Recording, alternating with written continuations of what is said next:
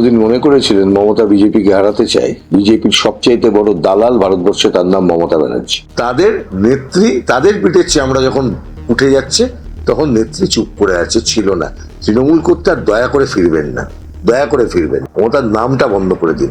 ওই যে জার্মানিতে থাকে না, হিটলার ফিটলারের নাম বলা যায় না, আগামী দিনে ওই নামটা বলা যাবে না, কেউ যেন নাম না রাখে মমতা। চোর জোচ্চোর দিয়ে হবে না, মমতা চোর প্রমাণিত হয়ে গেছে। চোর বেশি কথা বলতে পারে না, মাথা নিচু করে থাকতে হয়। মমতা সেই ষড়যন্ত্রের অংশীদার ছিলেন যে ষড়যন্ত্রের মাধ্যমে ভারতের বুকে কংগ্রেস মুক্ত ভারত গড়ার ষড়যন্ত্র করেছিল আরএসএস। তার সাধারণ তৃণমূলের কর্মীকে করে লাভটা কি হচ্ছে? মমতা কেন গ্রেপ্তার হবেন? এখনো পর্যন্ত দেশ পাবলিশার্স এর মাধ্যমে সরকারি ব্যবস্থাকে ব্যবহার করে নিজের লেখা বইগুলোকে বিক্রি করেছে এবং পাবলিক স্টেটমেন্ট দেওয়া আছে যে ওই রয়্যালটি টাকায় ওর সংসার চলে। কেন গ্রেপ্তার হবে না এখনো পর্যন্ত? আমি পশ্চিমবাংলার মাননীয় মুখ্যমন্ত্রী শুভেন্দু অধিকারীকে প্রশ্ন করতে চাই। উনি ইডি ডাকতো, বেরিয়ে এসে একটাই কথা বলতো, কংগ্রেস কত খারাপ, এটাই দেখানোর কাজ ছিল। কংগ্রেস কত খারাপ দেখানোর কাজ ছিল। কংগ্রেস ভাঙিয়েই তো আজকে মমতা ব্যানার্জি হয়েছিলেন। আজকে বুঝে গেছেন। কিছু নেতা ভাবছে তৃণমূলের এই টাকাটা নিয়ে কে কত মারবো, যে টাকাটা আছে তৃণমূলের নামে কতটা ভাগ নিয়ে পালাবো, এই তো চলছে। একটা তৃণমূল নেতা দেখান যার মুখ দিয়ে এসআইআর এর যারা পেন্ডিং নাম, সেই নাম নিয়ে তাদের কোনো কথা আছে। গোটা পাপটার যারা সৃষ্টিকর্তা তারা কারা? তারা আজকে দেখতে পেলেন যে গোটা তৃণমূল কংগ্রেসটা আজকে গিয়ে তাদের বি টিম নিয়ে আজকে ইন্ডিয়াতে গিয়ে বসে যাচ্ছে। সবাই বুঝতে পারছে কেন করানো হচ্ছে এটা। অপারেশন লোটাস বলুন আর যাই বলুন, এটা করানো হয়েছে তার লক্ষ্য এক দেশ এক ভোট নীতি তারা চালু করবেন 29-এর আগে। কংগ্রেস মমতা ব্যানার্জি এবার বিজেপিতে হারলে কি আদৌ কি চায় মমতা? হ্যাঁ, মমতা ব্যানার্জি বিজেপিকে হারতে আদৌ কি চায়? আপনারা কি কোনোদিন মনে করেছিলেন মমতা বিজেপিকে হারাতে চায়? বিজেপির সবচাইতে বড় দালাল ভারতবর্ষে, তার নাম মমতা ব্যানার্জি। এই দালালকে যে নেবে তার বিপদ হবে। কংগ্রেস যদি নেয়, কংগ্রেস যেটুকু আছে কংগ্রেস আগামী দিনে থাকবে না। কংগ্রেসকে এই বিশ্বাসঘাতক মহিলার হাত থেকে রক্ষা করাটা কংগ্রেস কর্মীদের কর্তব্য, পবিত্র কর্তব্য। কারণ মনে রাখবেন, মমতা সেই ষড়যন্ত্রের অংশীদার ছিলেন যে ষড়যন্ত্রের মাধ্যমে ভারতের বুকে কংগ্রেস মুক্ত ভারত গড়ার ষড়যন্ত্র করেছিল আরএসএস। এনডি জোটের পরিপ্রেক্ষিতে সিপিএম এর সমর্থন কি পাবে মমতা ব্যানার্জি কংগ্রেসের বিরুদ্ধে? প্রশ্নই ওঠে না। ইন্ডিয়া জোট তৈরি হয়েছিল নির্দিষ্ট প্রেক্ষিতে দাঁড়িয়ে। যদি ইন্ডিয়া জোটের যারা শরিক আছেন তারা যদি বিজেপি বিরোধিতার অবস্থানে নির্দিষ্ট থাকতে চান, তাদেরকে বিজেপির বিরুদ্ধে, আরএসএস এর বিরুদ্ধে লড়াইকে স্বীকৃতি দিতে হবে এবং আরএসএস এর বিরুদ্ধে কথা বলবার হিম্মত রাখতে হবে, যেটা চোর জোচ্চোর দিয়ে হবে না। মমতা চোর প্রমাণিত হয়ে গেছে। চোর বেশি কথা বলতে পারে না, মাথা নিচু করে থাকতে হয়। চোরকে চোর বলে যে পাচ্ছে এখন থাপ্পড় মেরে যাচ্ছে। যদি মমতার সাহস থাকতো, মমতা এতদিন অনেক কিছু বলতো। কি ক্ষমতা আছে? যতবার বলতে যাবে মমতার চুরির কথাটা শুভেন্দুবাবু বলবেন। যতবার মমতা কিছু বলতে যাবে অমিত শাহ বলবে চুপ করে বস, চুপ করে বসবো। কম্প্রোমাইজ করে বেঁচে আছেন, কম্প্রোমাইজ করে রেখেছেন ভাইপোকে নিজেকে বাঁচাবার জন্য। নিজের দলের কর্মীদের অবস্থা দেখুন কি করছে। তৃণমূল কংগ্রেস করতাম এই কথাটা বলাটা এখন পাপ হয়েছে। এলাকায় এলাকায় চামড়া তুলে দিচ্ছে। মমতা বাঁচাতে যাচ্ছে। তাহলে বুঝুন যাকে কাকে জননেত্রী বানিয়েছিলেন। নিজের পায়ে দাঁড়াবার যোগ্যতা ছিল না। আরএসএস কাগুজে বাঘ বানিয়েছিল, আপনারা সেই কাগুজে বাঘের গর্জনে ভেবেছেন বিরাট কিছু করে ফেলবে। আপনাদের কি প্রতিক্রিয়া? কারণ বাংলায় একযোগে কংগ্রেস এবং সিপিএম কে কটাক্ষ করতে শোনা গেছে বারবার মমতা ব্যানার্জিকে। ধর্মনিরপেক্ষতার রাজনীতি নিয়ে যারা রাজনীতি করেছেন তাদেরই বিরুদ্ধে ওনাকে কথা বলতে শোনা গেছে। ভাইপো তো যখনই ইডি ডাকতো, বেরিয়ে এসে একটাই কথা বলতো, কংগ্রেস কত খারাপ, এটাই দেখানোর কাজ ছিল। কংগ্রেস কত খারাপ দেখানোর কাজ ছিল। কংগ্রেস ভাঙিয়েই তো আজকে মমতা ব্যানার্জি হয়েছিলেন। আজকে বুঝে গেছেন, যে পথে এসেছিলেন সে পথেই চলে যাচ্ছেন। মিলিয়ে গেছেন, মাথার উপর চন্দ্রবিন্দু পড়ে গেছে। না, মমতা ব্যানার্জির নামের আগে নয়, মানে তৃণমূল কংগ্রেস নামের আগে পড়ে গেছে। বাকিটা থাকবেন ইররিলেভেন্ট, অপ্রাসঙ্গিক, সত্যরুদ্ধ, দেহত্যাগ না তো করলে পদত্যাগ না করা নেত্রী, সব কটাকে ফেরত দেবো। যা যা বলতেন বামপন্থী দৃষ্টিভঙ্গি, তা বামপন্থা ছাড়া পশ্চিমবঙ্গ ভাবা যাবে না। এখন যদি বলুন,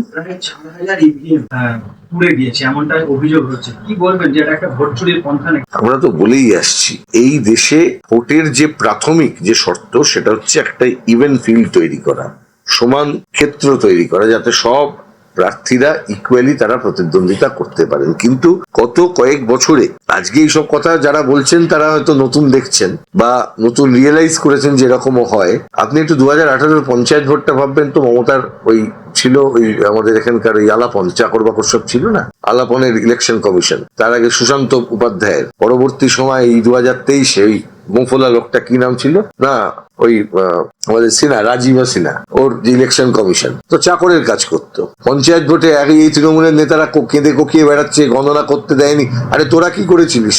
পঞ্চায়েতে গণনা করতে দিয়েছিলিস? ভাইপো বলেছিল সব পঞ্চায়েতে ভোট করাতে হবে, গণনা করতে দিসনি। একটার পর একটা জায়গায় যা করেছিস তাই পাচ্ছিস। এখানে নতুন কিছু নেই, তোদের নেত্রী দেয়নি গণনা করতে। বরঞ্চ এটা দেখে তাদের শেখা উচিত যে তাদের নেত্রী, তাদের পিঠের চামড়া যখন উঠে যাচ্ছে তখন নেত্রী চুপ করে আছে, ছিল না। তৃণমূল করতে আর দয়া করে ফিরবেন না, দয়া করে ফিরবেন। মমতার নামটা বন্ধ করে দিন। ওই যে জার্মানিতে থাকে না হিটলার ফিটলারের নাম বলা যায় না, আগামী দিনে ওই নামটা বলা যাবে না, কেউ যেন নাম না রাখে মনে। আপনি বলতে চাইছেন তৃণমূল করেছে বলে যেটা হয়েছে সেটা আপনি একদম করে নিতে। 4000 ইভিএম এই পদ্ধতিতেই তো ইলেকশনকে আজকেই নষ্ট করে দেওয়া হয়েছে। এই পদ্ধতিতেই তো ইলেকশনের বিশ্বাসযোগ্যতাকে নষ্ট করে দেওয়া হয়েছে। 4000 ইভিএম নিয়ে যে কথা বলছেন, 27 লাখ লোক বাদ রেখে ভোট হলো, সেটা নিয়ে তো কথা বলছেন না। 27 লক্ষ লোক বাদ রেখে ভোট হয়েছে পশ্চিমবাংলায়, এবং তাদের মধ্যে আমি বলতে পারি যে বেশিরভাগটা হচ্ছে ভ্যালিড ভোটার। তারা জানেন না কালকে তাদের নামটা উঠবে কি উঠবে না, কারুর কোনো তাপ উত্তাপ নেই। যাদেরকে জিতিয়েছিলেন তারা কোন দলে যাবে সেই জন্য এখন দৌড়ে বেড়াচ্ছে। কিছু নেতা ভাবছে তৃণমূলের ওই টাকাটা নিয়ে কে কত মারবো, যে টাকাটা আছে তৃণমূলের নামে কতটা ভাগ নিয়ে পালাবো, এই তো চলছে। একটা তৃণমূল নেতা দেখান যার মুখ দিয়ে এসআইআর এর যারা পেন্ডিং নাম সেই নাম নিয়ে তাদের কোনো কথা আছে। একটা স্টেটমেন্ট 4 তারিখের পর থেকে 1 মাস কেটে গেছে। এমনকি তৃণমূলের সাধারণ কর্মীদের উপর অত্যাচার হচ্ছে, কোন জায়গায় তাদের নেতৃত্বকে দেখছেন পাশে থাকতে? তৃণমূলের এমএলএরা অত্যাচারিত হচ্ছে, নেতৃত্ব থাকছে না। তৃণমূলের নেতাদেরকে কোমরে দড়ি বেঁধে অমানবিকভাবে নিয়ে যাচ্ছে। বামপন্থীরা বলছেন যে কোনো হিউম্যান রাইটস ভায়োলেশনের প্রশ্নে, তৃণমূল চুপ করে আছে, বক্তব্যই নেই। কারণ বক্তব্য রাখবে কোথা থেকে? তাহলে ভাইপোকে বলতে হবে, সুমিত রায়কে দিতে হবে, সুমিত রায়কে ধরলেই বেরোবে কোথা থেকে মাল উঠতো। কে সুমিত রায় জানতো না? আজকে মিডিয়া সুমিত রায় দেখতে পাচ্ছে, জানতো না ক্যামাক স্ট্রিট কে কন্ট্রোল করে? ক্যামাক স্ট্রিটে অফিস কিসের জন্য হয়? রাজনৈতিক দলের অফিস ক্যামাক স্ট্রিটে কেন হবে? কি চলতো? কি অফিস থেকে চলতো? দালালি করতো ভাইপো সরকারি টেন্ডারদের। কোন টেন্ডারটা কে পাবে এই দালালি করতো ওখানে বসে। এক এক করে তৃণমূলের বহু নেতা গ্রেফতার হয়েছে, ভাইপোকে ডেকে কিছুক্ষণের জেরা করে কারা গ্রেফতার হচ্ছে? তাদের সামাজিক ভ্যালু কি? তাদের এলাকায় কি ক্ষমতা আছে? তৃণমূল কংগ্রেস এমন একটা দল 294টা হাত তোলার ঝ, এটা তো বলতো আমি একা প্রার্থী। তা গ্রেপ্তার সাধারণ তৃণমূলের কর্মীকে করে লাভটা কি হচ্ছে? মমতা কেন গ্রেপ্তার হবে না? এখনো পর্যন্ত দেশ পাবলিশার্স এর মাধ্যমে সরকারি ব্যবস্থাকে ব্যবহার করে নিজের লেখা বইগুলোকে বিক্রি করেছে এবং পাবলিক স্টেটমেন্ট দেওয়া আছে যে ওই রয়্যালটি টাকায় ওর সংসার চলে। কেন গ্রেপ্তার হবে না এখনো পর্যন্ত? আমি পশ্চিমবাংলার মাননীয় মুখ্যমন্ত্রী শুভেন্দু অধিকারীকে প্রশ্ন করতে চাই। 2, অভিষেক ব্যানার্জি কেন গ্রেপ্তার হবে না বলুন তো?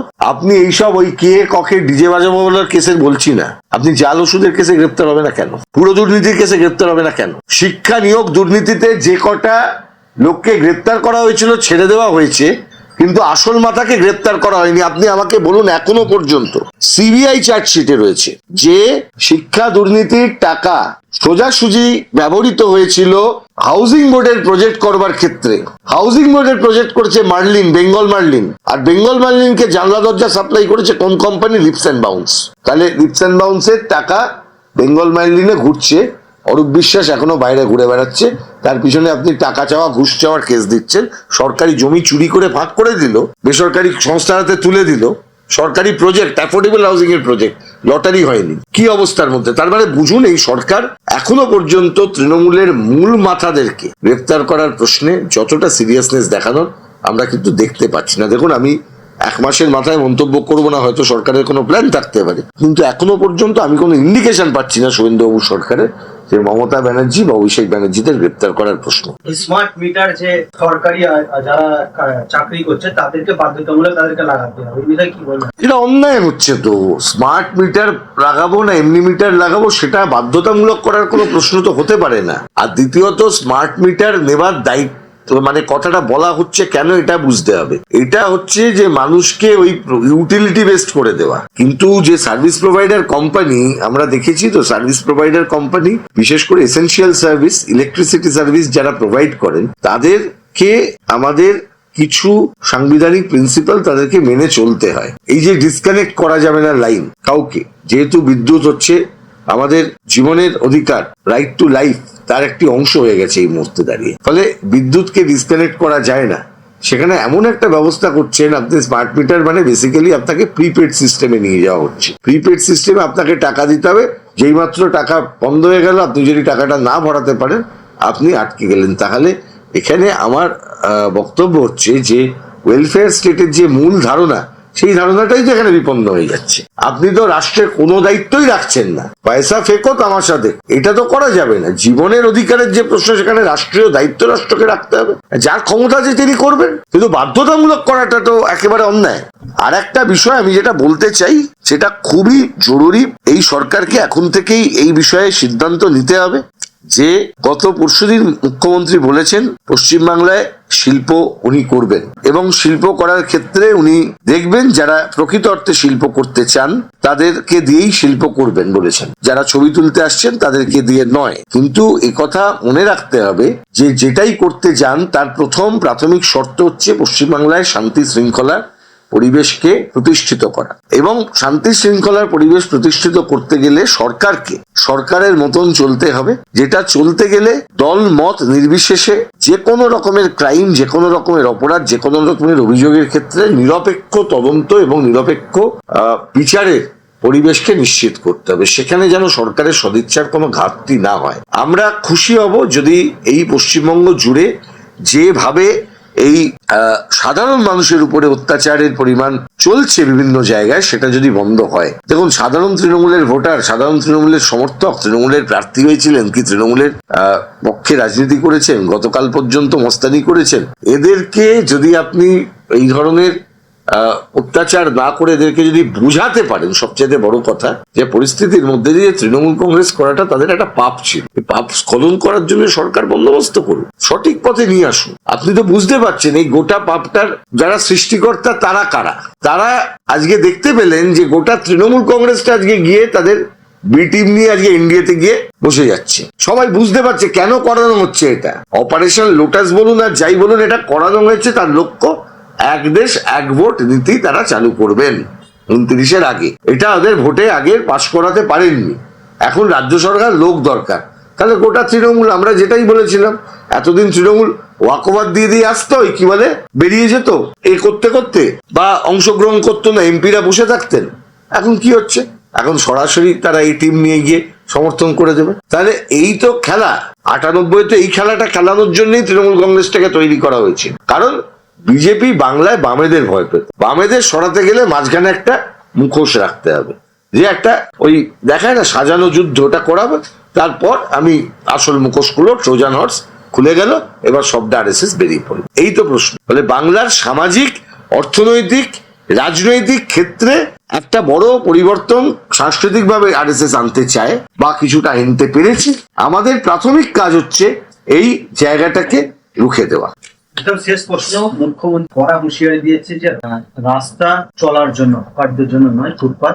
না, মুখ্যমন্ত্রী এর সঙ্গে আরো একটি কথা বলেছেন, আমি একদম ডিস্টরশনের পক্ষে নয়। উনি এটাও বলেছেন যে আপনারা যারা সরকারি খাস জমিতে বসবেন টসবেন তাদের বিষয়টি মানবিকভাবে উনি দেখবেন। হ্যাঁ, আমরাও বলছি যে রাস্তা, ফুটপাত এগুলো পরিষ্কার হওয়ার দরকার, মানুষ হাঁটতে পারা সেটাও দরকার। কিন্তু একই সঙ্গে এটা মনে রাখতে হবে যে এই ফুটপাতগুলি দখল করে যে মানুষ দিনের পর দিন তারা তাদের জীবন জীবিকা নির্বাহ করেন, তাদের দেখাটাও কিন্তু সরকারের কাজের মধ্যে পড়ে। সরকার এই ধরনের বিষয় যদি করতে যান, বামফ্রন্টের সময় যে কথাটাকে আপনারা বলেন অপারেশন সানশাইন, এই অপারেশন সানশাইনের সঙ্গে সঙ্গে এটাও মনে রাখতে হবে হকার পুনর্বাসন। বামফ্রন্টের সময় এই প্রথম হকার পুনর্বাসনের বন্দোবস্ত হয়েছিল। আপনি গড়িয়াহাট মার্কেট এবং আরো অনেকগুলি মার্কেট সেই সময় তৈরি করা হয়েছিল, সেখানে এই ফুটপাতের হকারদের বসার সুযোগ দেওয়া হয়েছিল এবং যাতে তারা জীবন ধারণ করতে পারেন তার বন্দোবস্ত করা হয়েছিল। কিন্তু আমাদের দেশে কর্মসংস্থানের এত অভাব যে আমরা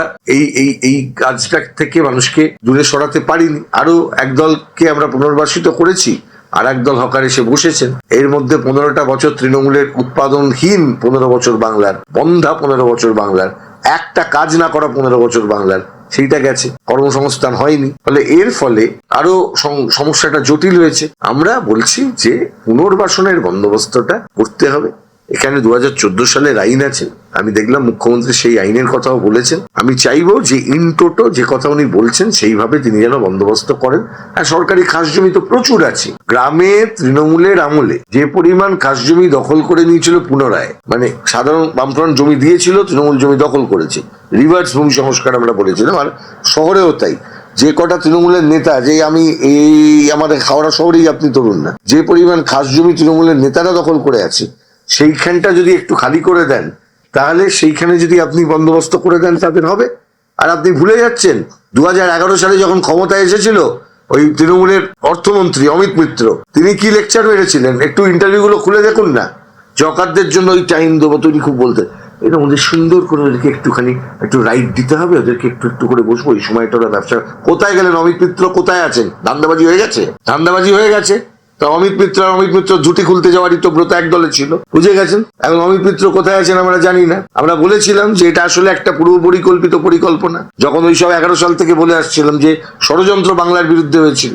শেষ গুরুত্বপূর্ণ বিষয় যেটা মাথায় রাখার দরকার হকার পুনর্বাসনের প্রশ্নে, আমাদের মুখ্যমন্ত্রী গত পরশু এবং গতকাল যে ধরনের স্টেটমেন্ট করেছেন, আমার ভালো লেগেছে বলতে বহুদিন পরে মুখ্যমন্ত্রী সুলভ স্টেটমেন্ট কিছু দেখতে পেয়েছি। এতদিন তো ওখানে মমতার নাটক দেখতে হতো, তার থেকে কিছু উনি কথা বলতে চেয়েছেন। আমি অন্ততপক্ষে সেই জায়গা থেকে তাকে বলবো যে তিনি যা বলেছেন তিনি যেন সেটা মান্যতা দেন। তিনি দেখে নিন এগুলো হচ্ছে। আর ওইটা উনি ভুল বলছেন, উনি 3-4টে জায়গা পিক আপ করছেন। উনি বলছেন ওই মোথাবাড়ি, রাজাবাজার, না আইন শৃঙ্খলা সর্বত্র হচ্ছে। মোথাবাড়ির জায়গা ওটা কাঁথিও হতে পারে, কাঁথির জায়গা ওটা কালীঘাটও হতে পারে, কালীঘাটের জায়গা ওটা হাওড়াও হতে পারে। পিক আপ করে লাভ নেই। ল অ্যান্ড অর্ডার সিচুয়েশন সর্বত্র কিছু কিছু আমরা তার দেখতে পাচ্ছি। So let's not reject the whole idea যে কি ভাবে এই পরিস্থিতি চলছে। লেটস নট ডিনায়াল মোডে গিয়ে কোনো কিছু হবে না। আমি আশা করবো এই সরকার সেটাকে মান্যতা দেবেন।